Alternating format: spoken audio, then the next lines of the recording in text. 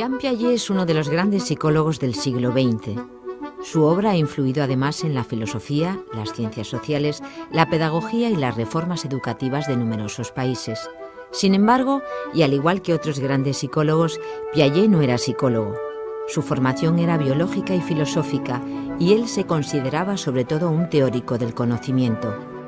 En el desarrollo psicológico de los niños buscaba las claves para entender cómo es que acabamos considerando real el mundo objetivo y constituyéndonos a nosotros mismos como sujetos capaces de conocerlo. Nació en 1896 en la ciudad suiza de Neuchâtel. Aún en edad escolar, fue ayudante del director del Museo de Historia Natural de Neuchâtel y más tarde del de Ginebra. Su educación fue netamente protestante y, siendo adolescente, intentaba conciliar ciencia y religión, pero más tarde encaminó su búsqueda hacia la filosofía, donde le influiría la perspectiva de Bergson, un crítico del materialismo que basa su perspectiva en la idea de que la realidad es algo en permanente evolución, y esa evolución es dinámica, viva, no mecánica, de manera que el pensamiento y la materia no son cosas distintas. En 1918, tras concluir sus estudios universitarios de ciencias naturales, Piaget se traslada a Zúrich. Allí frecuenta el laboratorio de psicología de Lipsi-Bresner y trabaja en la clínica psiquiátrica de Eugene Bleuler. Profundiza en la psicopatología y el psicoanálisis y aprende el arte de la entrevista clínica que más tarde le sería de gran utilidad para sus estudios con niños. Es en París, en 1919, donde comienza a estudiar el pensamiento infantil. En la Sorbona recibe el encargo, por parte de Théophile Simon, de estandarizar para los niños parisinos los test de razonamiento que Cyril Barr estaba utilizando en Gran Bretaña. Pronto le llama la atención que los niños fallan siempre las mismas preguntas e intenta averiguar por qué. Para ello simplemente les pregunta. De este modo va constatando que la lógica infantil es específica y se va desarrollando conforme a ciertas pautas.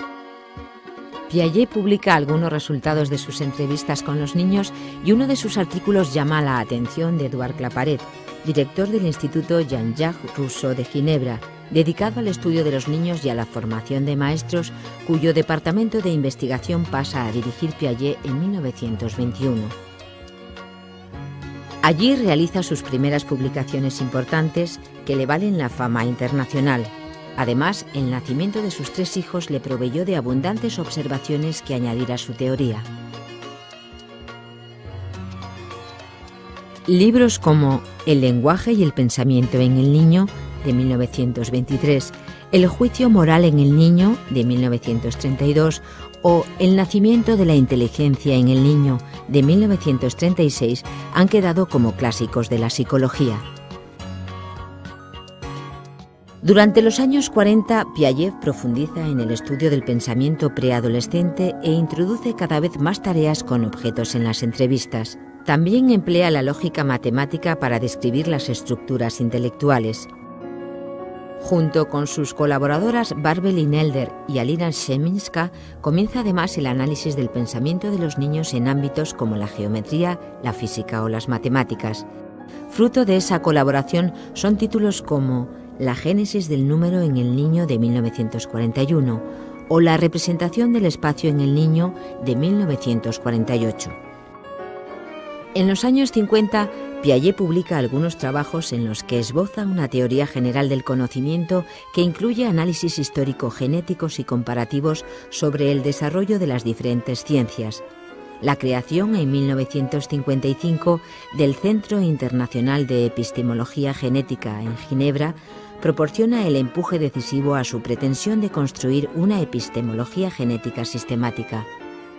Este centro fue dirigido por el propio Piaget hasta su fallecimiento y de sus investigaciones internacionales e interdisciplinares salieron 37 volúmenes cuyo título genérico era Estudios de Epistemología Genética. Durante los años 60 y 70, Piaget da otra vuelta de tuerca a los problemas biológicos y filosóficos que siempre le habían preocupado con libros como Sabiduría e ilusiones de la filosofía, de 1965, Biología y conocimiento, de 1967, o El comportamiento, motor de la evolución, de 1976.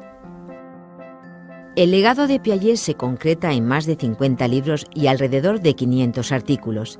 En lo institucional, su actividad fue asimismo intensa. Por ejemplo, desempeñó el cargo de codirector del Departamento de Educación de la UNESCO, perteneció a los órganos de dirección de una veintena de sociedades científicas y coeditó 8 revistas. Fue doctor honoris causa por 31 universidades de todo el mundo.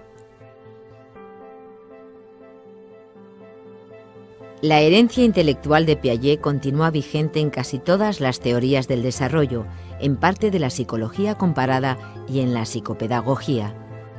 Algunos investigadores se han mantenido fieles a sus ideas y otros las han matizado, transformado e hibridado. Sea como sea, sus ideas siguen vivas.